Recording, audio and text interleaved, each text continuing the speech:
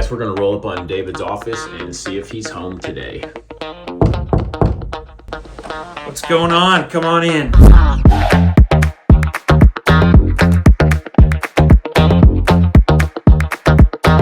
My name is David Schomer. I'm the co-host of the Firing Command podcast and co-founder of 80/20 Capital.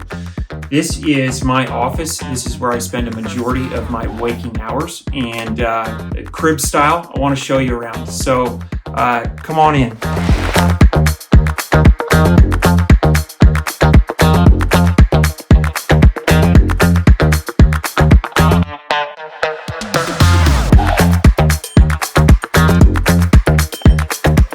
First things you're going to notice when you come into my office is I have taxidermy everywhere. And as some of you know who have listened to the podcast, my passions in life are hunting and fishing. And taxidermy is a part of that. Here's a fish I caught with one of my mentors, Tracy Hansen, on Little Turtle Lake, Minnesota.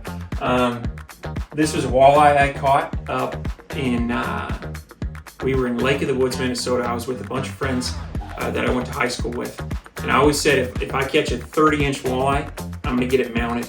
And that was 28. And I said, good enough. And so, great memories up here. When I look at this, I think memories. Second thing I have in here is a homage to Iowa wrestling. So I am from Iowa City. I love Iowa wrestling. In fact, it's the only sport that I really watch. And if my house was burning down, assuming all my family was safe, and I could grab a couple things, I would grab this. The Heart of a Champion by Bob Richards. And inside, I'm going to show you an excerpt. This is from Dan Gable, the wrestling legend. And the letter says, "To David, some great reading in this book. Believe it and apply the principles over the long run.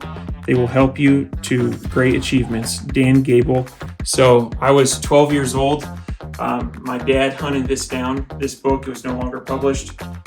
Got it in front of Dan Gable, and he signed it. And so this is something I'm really proud of. The next thing is a signed t-shirt over here.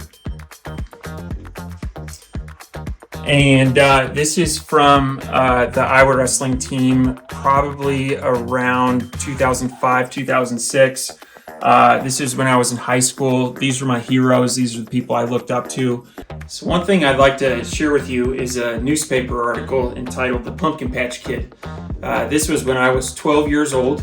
I grew up on a farm in Iowa, and me and my brothers had a pumpkin patch and a corn patch. And we sold our stuff at a roadside stand. And this was really my first experience with business. And I think without this experience early on in life, I'm not sure if I'd be running my own businesses today.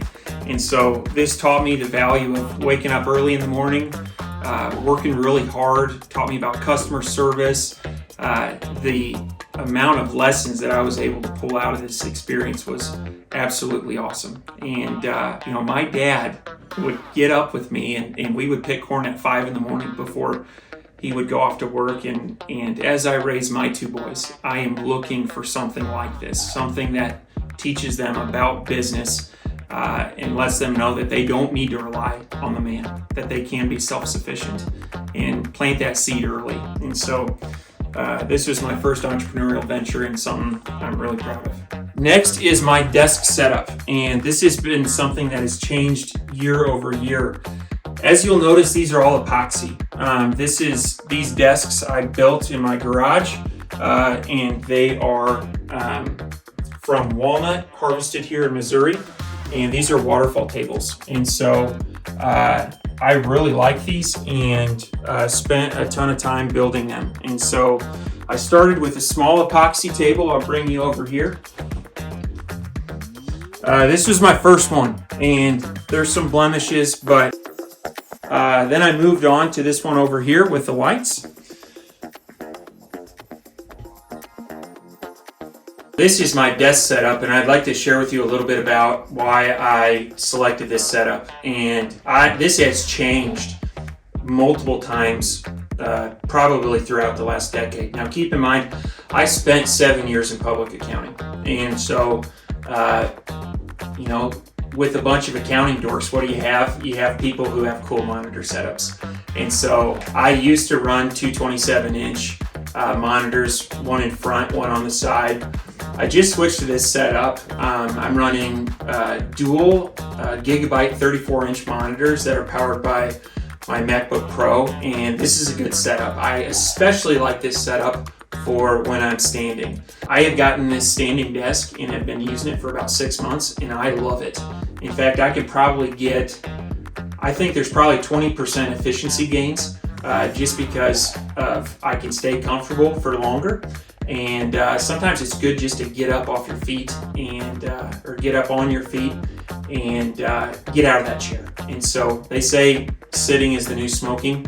I always thought that was kind of a ridiculous saying, but I'm starting to think that there may be some merit there. So I would love to see your desk setups. So post some pics down in the comments below, and we'll check them out.